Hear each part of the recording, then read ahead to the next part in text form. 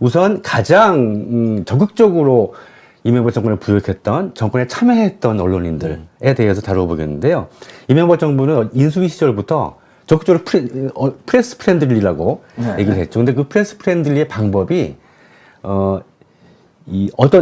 매우 특이하고 악질적이었습니다. 그 전에 이제 YS 장학생이라고 있었는데요. 네. 그것은 언론인과 관계를 돈독하게 해서 정보를 흡수하고 여론 지형을 유리하게 조성하고, 다음에 그 반대급부로 그들에게 정치에 참여할 수 있는, 입문할 수 있는 기회를 제공하는 요 정도였습니다. 네. 근데 이명박 정부의 프레스 프렌들리는 아예 언론 인력을 직접 언론계에 투입해서 언론을 장악하는 도구로 활용을 했습니다. 그 점이 특별히 중요한 것이죠.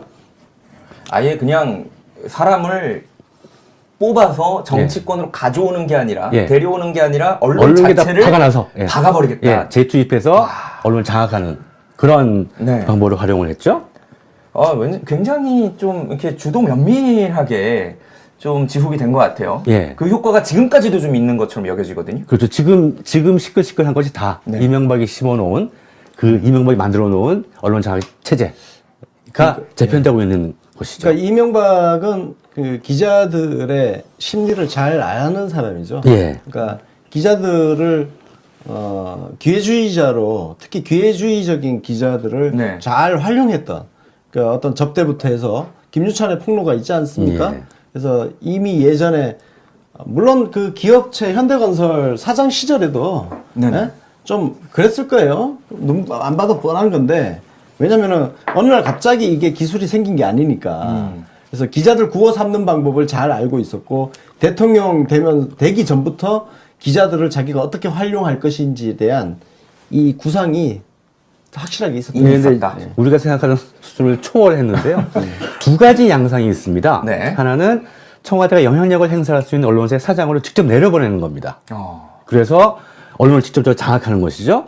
또 하나는 이거 역대 어느 정부 수준을 한 2배, 3배 뛰어넘는 수준으로 정부직이나 공공기업의 고위직을 보장해서 현직에 있는 언론인들로 하여금 그걸 바라보게 한다는 것이죠. 강력하게 회유하는 이런 두 가지 방법을 썼습니다.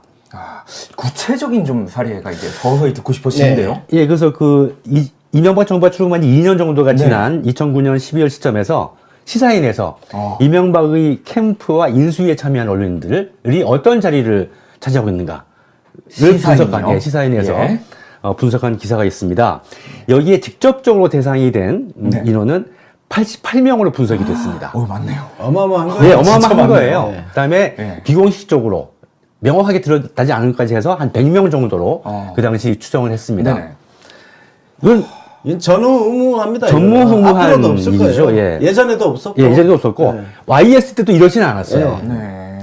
참고로 지금 우리 문재인 대통령 캠프에 참여했던 언론 특보 등으로 참여했던 인사는 많아봐야 20명이 넘지 않습니다. 다 15명, 16명 요 정도로 파악이 되는데, 그 중에서도 정권 어디에 참여한 사람은 제가 모르는 어디인가가 있을지 모르겠지만 제가 아는 법이 내에서는 윤영찬 국민소통수석 밖에는 없습니다. 근데 거기도 원래 언론인 출신이긴 하지만 퇴직할 때 됐죠. 네이버라는 기업체 출신으로 픽업된 거죠. 그렇죠. 언론인 출신이라서가 아니라 그런 것이죠. 근데 캠프에 참여한 분은 그렇고 캠프에 지금 몇몇 언론인들이 일을 하고 있습니다. 근데 다들 특히 이제 김의겸 대변인이 그런 케이스라고 할 수가 있죠. 근데 캠프에 참여하거나 이번 인수위도 없었지만 정권 창출에 직접적인 도움을 준 일이 없습니다. 그런 분들이 정권이 잡은 다음에 발탁된 것이죠. 이명박 시대는 그 언론사에서 다시 한번 좀 기록을 제대로 해야 되는 게 그 나치 시대에 나치에 부역했던 프랑스 언론인들과 저는 맞먹는다고 생각을 합니다. 그러니까 이명박근혜 지난 9년 동안 언론이 썼던 기사라는 게 사실 진짜 정권 비판 감시 떠들고 있지만 한 게 없어요. 사실상 거의 안 했습니다. 물론 가끔씩 그래도 기자 존신 때문에 어차피 쓸 수밖에 없는 그런 상황에 몰려서 이제 쓴 것들은 많아요. 특정 경쟁이 생기니까. 그것 이외에 말고는 정말 철저하게 이명박근혜 정권에 부역하는 역사 를 기록을 해야 되는 게 지금 이 88명이 단순히 88명의 문제로 끝나는 것이 아니라 이 사람들이 언론계 선배들 아니에요. 예. 그럼 이런 사람들을 쳐다보고 있는 그 밑에 수백 명 언론인들이 차장급들 평기자들이 자기 부장, 국장 이런 사람들이 정권 줄을 타고 가서 무슨 고위직 자리 하나씩 꿰차고 나가는 그 인생을 보면 자기도 저렇게 살아야겠다는 그런 생각을 하지 않겠습니까? 왜냐면 기자가 평생 직업도 아닌데 그리고 기자가 하고 나면 할 게 마땅히 없어요. 예. 그래서 그런 점들을 이번 시리즈로 짚어보겠다는 것이죠. 그걸 보여준 사람들이에요. 예. 그러면 대표적인 사람들. 예. 그래서 우선 그곳에 좀 짚을 것이 있는데요. 그러니까 참여정부 때도 언론인들을 등용하고 중요한 적이 있습니다. 근데 그분들은 대부분 다 해직 언론인들 출신들이에요. 그분들 특징은 뭐냐 하면 후배 언론인들로부터 존경받는 분들이라는 것이죠. 네. 그러니까 언론계의 어떤 사표가 될 수 있는 분들을 직접 언론관계 단체라든가 이런 데 자리를 준 경우고요. 네. 이 이명박 정부에 참여했던 언론인들은 그와 달리 두 가지 특징이 있습니다. 그러니까 시니어 그룹이 있고 주니어 그룹이 있는데요. 시니어 그룹은 박정희, 전두환, 노태우 정권을 거치면서 정권에 부역했던 자들이 이명박 정권에서 중용된 것이죠. 대표적으로 박인규와 최시중을 들 수가 있겠습니다. 박인규 KBS 사장. 김인규 아닌가요? 김인규. 제가 왜 또 박인규라죠? 김인규 KBS 사장이 가장 최시중. 대표적인 방송 유명한 이름이죠. 최시중. 그 딸도 유명합니다. 그리고 주니어 그룹들은 이명박을 찬양하는 것은 물론이고 그들이 가장 열심히 해서 평가받았던 것은 뭐냐 하면 바로 노무현 죽이기에 앞장섰던 것입니다. 노무현 대통령 죽이기 그리고 이명박 대통령 만들기. 예. 거기에 앞장섰던 사람들이 반대급부로 캠프 때부터 발탁되어서 정권에 참여하게 된 것이죠. 대표적인 사람들을 한번 살펴보겠습니다. 우선 여러분이 잘 모를 것 같은 사람부터 하나 맛보기로 살펴보죠. 예, 맛배기입니다, 이거는. 이분 잘 모를 겁니다. 중앙일보 정치부장 출신의 김현일이라는 사람인데요. 이 기사는 2008년 총선에서 충북 증평 진천 괴산 음성에 출마를 선언한 기사입니다. 한나라당 공천을 받은 것이죠. 그래서 지금은 이것저것 하다가 지금 중앙일보, 뉴욕 중앙일보 논술 주간이라는 자리를 맡고 정치는 실패하고 지금도 이 칼럼을 쓰고 있습니다. 이분이 누군지 잘 모를 텐데요. 올드노빠를 자취하시는 분이라면 이 칼럼은 기억하실 겁니다. 그죠? 바로 노무부의 발가락 양말입니다. 이게 이제 그 김영 칼럼이 아니라서 누가 썼는지 잘 모르는데 이것을 바로 쓴 사람이 아까 봤던 김현일 그 당시 논설위원입니다. 2002년 대선 당시 후단협 사태 때 그때 국민에서 쓴 기사입니다. 그래서 이 칼럼의 키워드는 고집입니다. 그래서 노 후보가 특유의 고래심줄 고집 때문에 주위의 만류에도 불구하고 발가락 양말을 고집한다는 것이죠. 그래서 그 발가락 양말을 신는 것을 고집으로 해석하는 것도 웃기는 일이지만 그렇다고 치고 이 고집을 갖가지 것에서 다 연결을 시킵니다. 그거 하나로 그러니까 난 이런 스타일 진짜 싫어요. 그래서 뭔가 자기가 만들어 놓은 프레임 하나에다가 다 연결시키는 거. 온갖 현상을 다 거기에다 처박아 넣어가지고 다 그걸로 만들어서 찍어내는 거. 그렇죠. 이거 전형적인 그런 글이거든요. 그렇습니다. 대표적인 글입니다. 근데 이제 그때 저는 잘 기억이 안 나는데 경선 후에 아마 당 중진들, 민주당 중진들에서 아마 이인재가 중도 사퇴를 했으니까 찾아가서 뭐 간청해서 같이 뭐 힘을 구하고 도움을 구하고 그렇게 막 요구를 했던 모양이에요.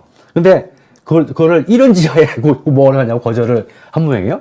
그것도 고집, 발가락 양말을 신는 고집. 그다음에 또 그 후단협 사태가 벌어지니까 노무현 당시 후보가 정몽준 후보를 따라갈 사람은 가라라고 언명을 했어요. 그것도 고집. 그다음에 천정배 등등이 그러니까 정몽준과의 단일화 등등을 이제 얘기하면서 이기기 위해서는 악마와도 손을 잡아야 한다. 라고 이제 권하니까 그렇게 대통령 돼봐야 뭐하냐? 라고 한 것도 고집. 그리고 이제 그 당시 노무현 후보를 다 쓸데없는 고집으로 똘똘 뭉친 그런 말도 안 통하는 사람으로 묘사를 한 것이죠. 막 쓰는 거야, 그냥. 아니, 무슨 발가락 양말이 고집을 증가시키는 아이템처럼 무슨. 그러니까, 이 인간은 발가락 양말을 통해서 고집이란 키워드를 하나 얻어냈고, 발견해놓고, 그 고집이란 키워드에다가 대통령께서 당시에 했던 그 어떤 정치적 언행을 다 거기에다 다 집어넣어버린 거야. 그 고집이 발가락 양말과 고집이 하나의 거대한 용광로가 된 거예요. 그러면 정치인이 고집을 가지고 있다는 것도 네. 나쁜 이미지인데다가 발가락 양말이라는 것이 가지고 있는 우스꽝스럽고 이상한 네. 또 청결하지 않은 네. 이런 느낌 이미지가 있지 않습니까? 그걸 더 씌운 나름대로 교묘한 칼럼이라고 할 네. 수가 있죠. 교활하죠? 예. 참. 뭐 예를 들자면 이것뿐만 아니라 많이 우리가 기억할 만한 칼럼들이 많이 있습니다만 그러니까 예. 이런 칼럼을 쓰고 그 대가로 공천을 받은 거 아니에요? 예, 공천도 받고 이제 총선 떨어진 다음에 또 이런저런 뭐 협회장관직들을 또 받기도 했습니다. 이런 인간들이 중립, 객관 이런 거 떠들면서 마치 관찰자인 양, 와 이런 편파적인 환경 속에서 우리 대통령께서 임기 5년을 지내셨던 거예요. 예, 더 기가 막힌 거를 이제 살펴볼 텐데요. 우리 권 대표가 아마 지금까지는 잘 참고 있었는데 이걸 보고 또 뒤집어 엎을지 모르겠습니다. 굉장히 기대하고 있습니다. 예. 오늘 원우 나오는 건가요? 예, 근데 이제 어제 시간에 이제 권 대표께서 파이낸셜 뉴스 하는 거 가지고 친정 뭐 막 그런 말씀하셨는데 네. 저는 뭐가 됩니까? 저는 중앙일보 제가 까고 있는 거 한 7, 80%가 중앙일보입니다. 맨날 친정 까고 있어. 그리고 실은 이 기회에 말씀드리면 제 페이스북 제 프로필에 네. 제가 어디 출신이라는 걸 지웠습니다. 그러니까 네. 자유셨더라고요. 출신에서 자유로워지기 위해서 아유. 저는 뭐 적어놓고 줘요. 그냥. 그래서 이명박 정부에서 가장 중용된 중앙일보 출신 언론인 중은 역시 이 김두 저 홍보수석 홍보 특보가 있죠. 예.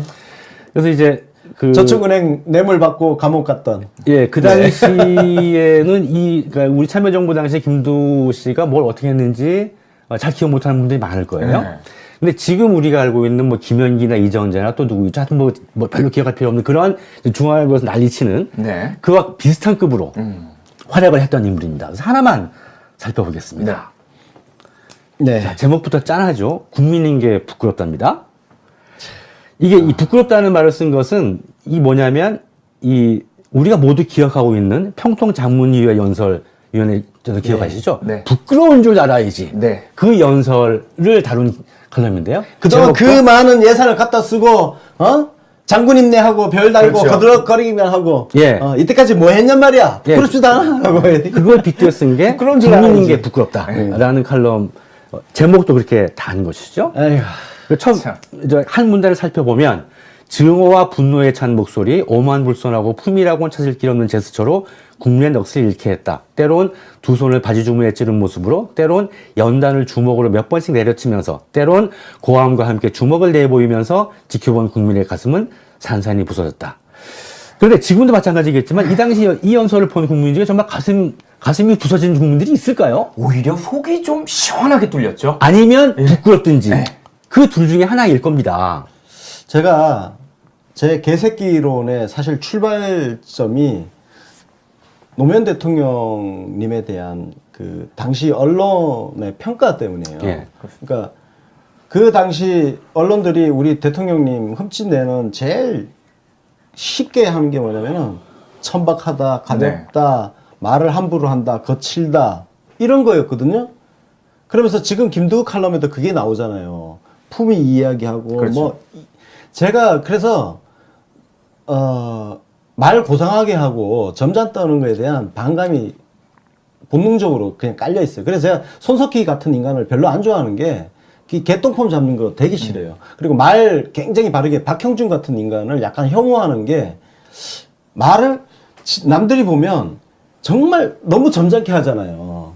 근데 그 굉장히 보기 좋은 모습에 숨어 있는 뱀 혓바닥 같은 그런 독사 같은 말들, 거짓말들 이런 것들 때문에 화가 나거든. 근데 우리 노무현 대통령께서 그 당했던 것들 생각하면 그걸 함께 한번 보겠습니다. 그래서 이 개새끼들하고 그림 한번 그런 거죠. 띄워주세요. 마지막 문단을 한번 보겠습니다. 이 다음 그림요. 네. 자, 좀 길지만 한번 읽어보겠습니다. 1년 남은 임기 동안 노 대통령이 이 나라를 얼마나 더 만신창이로 만들지 걱정스럽다. 얼마나 국민이 참담한 심정을 더 느끼게 만들지 우려된다. 얼마나 더 대한민국 국민인 것을 부끄럽게 만들지 아득하기만 하다. 그래서 다짐해본다. 노 대통령을 반면교사로 삼아야 한다고. 콤플렉스로 똘똘 뭉친 대통령, 정서불안정인 대통령, 자신의 무리성에 대한 확신이 지나친 나머지 잘못을 지적당하면 참지 못하고 싸우자고 덤비는 대통령은 뽑지 말아야 한다. 그런 대통령은 국민의 가슴을 찢고 국민의 자존심을 패대기치고 국민의 정신을 황폐화시킨다. 잘못은 한 번으로 족하다. 더 길게 코멘트하지 않겠습니다. 단지 참여정부 내내 이런 식의 저주와 막말과 폭언이 대통령을 향해 일상적으로 퍼부어졌다는 사실만 우리 함께 상기해보고 기억해보는 것으로 하겠습니다. 하나하나 짚어나가면 제 성질을 못 참을 것 같습니다. 어떻게 참 이게 보면 볼수록 사실 분노가 치밀죠. 그 당시에 정말 심리학자까지, 심리학 교수까지 동원해서 그런 이미지를 만들려고 했다는 이야기가 계속 나오고 있잖아요. 이 누군지 잘 모를 텐데요. 올든 오빠를 자처하시는 분이라면 이 칼럼은 기억하실 겁니다. 그죠? 바로 노무부의 발가락 양말입니다. 이게 이제 그 김현 칼럼이 아니라서 누가 썼는지 잘 모르는데 이것을 바로 쓴 사람이 아까 봤던 김현일 그 당시 논설위원입니다. 네. 2002년 대선 당시 후단협 사태 때 그때 네. 국민에서 쓴 기사입니다. 그래서 이 칼럼의 키워드는 고집입니다. 그래서 노 후보가 특유의 고래심줄 고집 때문에 주위의 만류에도 불구하고 발가락 양말을 고집한다는 것이죠. 그래서 그 발가락 양말을 신는 것을 고집으로 해석하는 것도 웃기는 일이지만 그렇다고 치고 이 고집을 갖가지 것에서 다 연결을 시킵니다. 그거 하나로. 네. 그러니까 난 이런 스타일 진짜 싫어요. 네. 그래서 뭔가 자기가 만들어 놓은 프레임 하나에다가 다 연결시키는 거. 온갖 현상을 다 거기에다 처박아 넣어가지고 네. 다 그걸로 만들어서 찍어내는 거. 그렇죠. 이건 전형적인 그런 글이거든요. 그렇습니다. 대표적인 글입니다. 근데 이제 그때 저는 잘 기억이 안 나는데 경선에 아마 네. 당 중진들, 민주당 중진들에서 아마 이인재가 중도 사퇴했으니까 네. 찾아가서 뭐 간청해서 같이 뭐 힘을 구하고 도움을 구하고 그렇게 아마 요구를 했던 모양이에요. 근데 그거를 이런 지하에 뭘 하냐고 거절을 한 모양이에요. 그것도 고집, 발가락 양말을 신는 고집. 네. 그다음에 또 그 후단협 사태가 벌어지니까 네. 노무현 당시 후보가 정몽준 후보를 따라갈 사람은 가라라고 언명을 했어요. 그것도 고집. 그다음에 천정배 등등이 그러니까 정몽준과의 단일화 등등을 네. 이제 얘기하면서 이기기 위해서는 악마와도 손을 잡아야 한다. 라고 이제 권하니까 그렇게 대통령 돼봐야 뭐하냐? 라고 한 것도 고집. 그리고 이제 그 당시 노무현 후보를 다 쓸데없는 고집으로 똘똘 뭉친 그런 말도 안 통하는 사람으로 묘사를 한 것이죠. 막 쓰는 거야, 그냥. 아니, 무슨 발가락 양말이 고집을 증가시키는 아이템처럼 무슨. 그렇죠.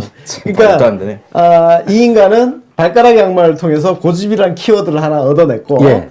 발견해놓고, 그 고집이란 키워드에다가 대통령께서 당시에 했던 그 어떤 정치적 언행을 다 거기에다 다 집어넣어버린 거야. 예. 그 고집이, 발가락 양말과 고집이 하나의 거대한 용광로가 된 거예요. 그러면 정치인이 고집을 가지고 있다는 것도 네. 나쁜 이미지인 데다가 발가락 양말이라는 것이 가지고 있는 우스꽝스럽고 이상한 네. 또 청결하지 않은 네. 이런 느낌, 이미지가 있지 않습니까? 그걸 더 씌운 나름대로 교묘한 칼럼이라고 할 수가 있죠. 교활하죠? 예. 뭐, 예를 들자면 이것뿐만 아니라 많이 우리가 기억할 만한 칼럼들이 많이 있습니다만. 그러니까, 예.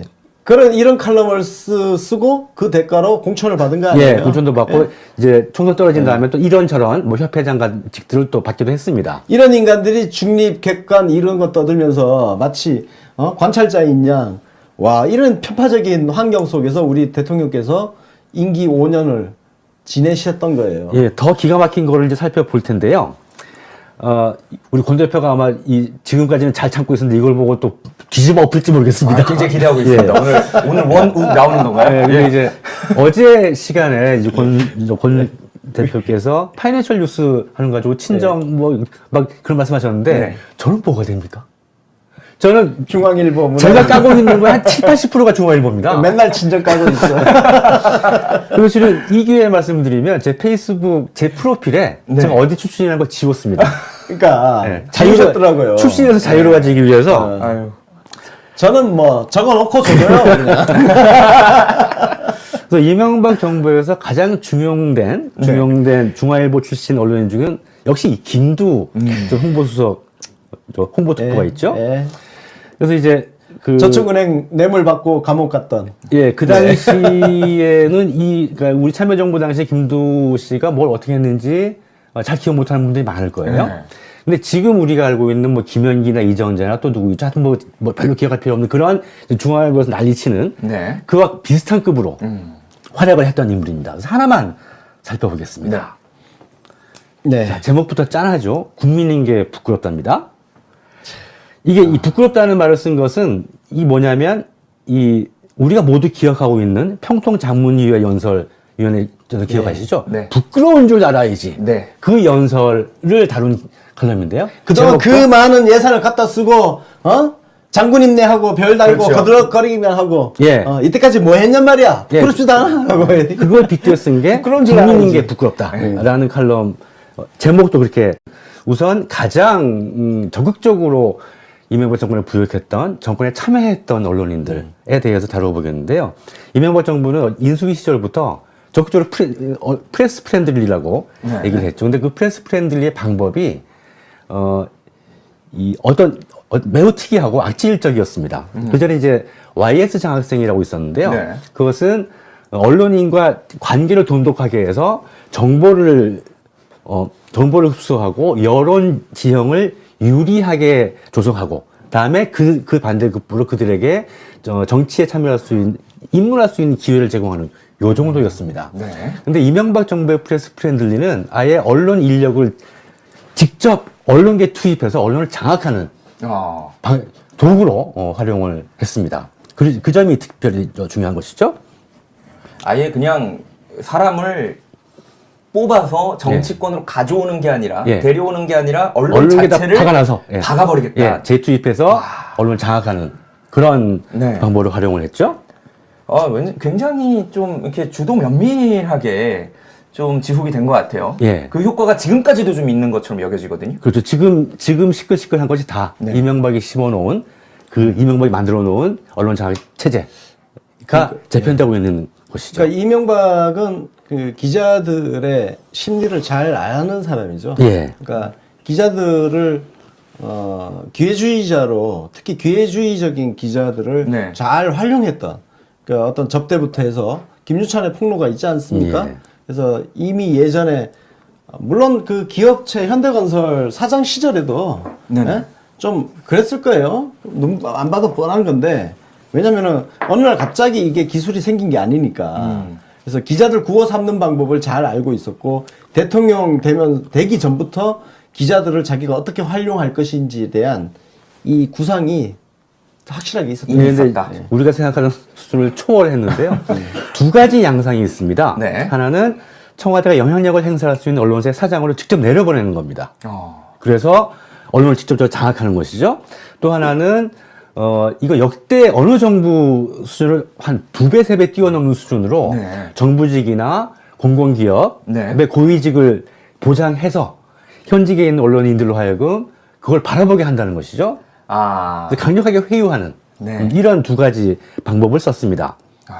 구체적인 좀 사례가 이제 서서히 듣고 싶어지는데요. 그래서 이명박 정부가 출범한 지 2년 정도가 지난 2009년 12월 시점에서 시사인에서 이명박의 캠프와 인수위에 참여한 언론인들이 어떤 자리를 차지하고 있는가를 분석한, 시사인에서 분석한 기사가 있습니다.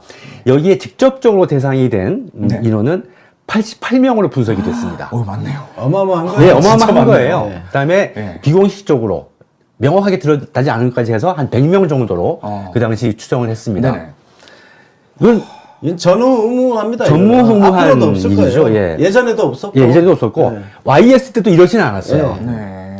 참고로 지금 우리 문재인 대통령 캠프에 참여했던 언론특보 등으로 참여했던 인사는 많아봐야 20명이 넘지 않습니다. 다 15명, 16명 뭐 요 정도로 파악이 되는데, 그 중에서도 정권 어디에 참여한 사람은 제가 모르는 어디인가가 있을지 모르겠지만 제가 아는 법이 내에서는 윤영찬 국민소통수석 밖에 없습니다. 근데 거기도 원래 언론인 출신이긴 하지만 퇴직할 오래됐죠. 네이버라는 기업체 출신으로 픽업된 거죠. 그렇죠. 언론인 출신이라서가 아니라 그런 것이죠. 근데 캠프에 참여한 분은 그렇고 캠프에 지금 몇몇 언론인들이 일을 하고 있습니다. 근데 다들 특히 이제 김의겸 대변인이 그런 케이스라고 할 수가 있죠. 예. 근데 캠프에 참여하거나 이번 인수위도 없었지만 정권 창출에 직접적인 도움을 준 일이 없습니다. 그런 분들이 정권이 예. 잡은 다음에 발탁된 것이죠. 이명박 시대에는 그 언론사에서 다시 한번 좀 기록을 제대로 해야 되는 게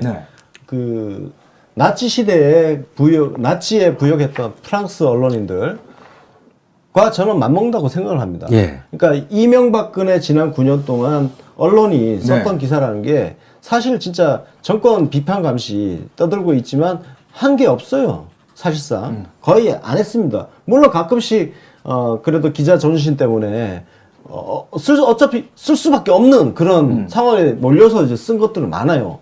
특정 경직이 생기니까. 그것 이외에 말고는 정말 철저하게 이명박근혜 정권에 부역하는 역사를 기록을 해야 되는 게 지금 이 88명이 단순히 88명의 문제로 끝나는 것이 아니라 이 사람들이 언론계 선배들 아니에요. 예.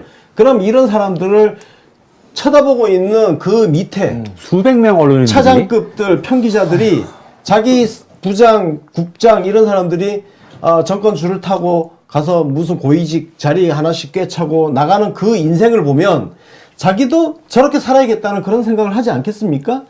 왜냐면 기자가 평생 직업도 아닌데 그리고 기자 하고 나면 할 게 마땅히 없어요. 예. 그래서 그런 점들을 이번 시리즈로 짚어보겠다는 것이죠. 그걸 보여준 사람들이에요. 예. 그러면 대표적인 사람들. 예. 그래서 우선 고표 좀 짚을 것이 있는데요. 그러니까 참여정부 때도 언론인들을 등용하고 중요한 적이 있습니다. 근데 그분들은 대부분 다 해직 언론인들 출신들이에요. 그분들 특징은 뭐냐면 후배 언론인들로부터 존경받는 분들이라는 것이죠. 그러니까 언론계의 어떤 사표가 될 수 있는 분들을 직접 언론관계 단체라든가 이런 데 자리를 준 경우고요. 이 이명박 정부에 참여했던 언론인들은 그와 달리 두 가지 특징이 있습니다. 시니어 그룹이 있고 주니어 그룹이 있는데요. 시니어 그룹은 박정희, 전두환, 노태우 정권을 거치면서 정권을 부역했던 자들이 이명박 정권에서 중용된 것이죠. 대표적으로 박인규와 최시중을 들 수가 있겠습니다. 박인규 KBS 사장. 김인규 아닌가요? 김인규. 제가 왜 또 박인규라죠? 김인규 KBS 사장이 가장 대표적인 최시중. 유명한 이름이죠. 최시중. 그 딸도 유명합니다. 그리고 주니어 그룹들은 이명박을 찬양하는 것은 물론이고 그들이 가장 열심히 해서 평가받았던 것은 뭐냐 하면 바로 노무현 죽이기에 앞장섰던 것입니다. 노무현 대통령 죽이기 그리고 이명박 대통령 만들기. 예. 거기에 앞장섰던 사람들이 반대급부로 캠프 때부터 발탁되어서 정권에 참여하게 된 것이죠. 대표적인 사람들을 한번 살펴보겠습니다. 우선 여러분이 잘 모를 것 같은 사람부터 하나 맛보기로 살펴보죠. 맛배기입니다, 이거는. 이분 잘 모를 겁니다. 중앙일보 정치부장 출신의 김현일이라는 사람인데요. 이 기사는 2008년 총선에서 충북 증평진천 괴산음성에 출마를 선언한 기사입니다. 한나라당 공천을 받은 것이죠. 그래서 지금은 이것저것 하다가 지금 중앙일보, 뉴욕 중앙일보 논설 주간이라는 자리를 맡고 정치는 실패하고. 지금도 이 칼럼을 쓰고 있습니다. 그래서 이분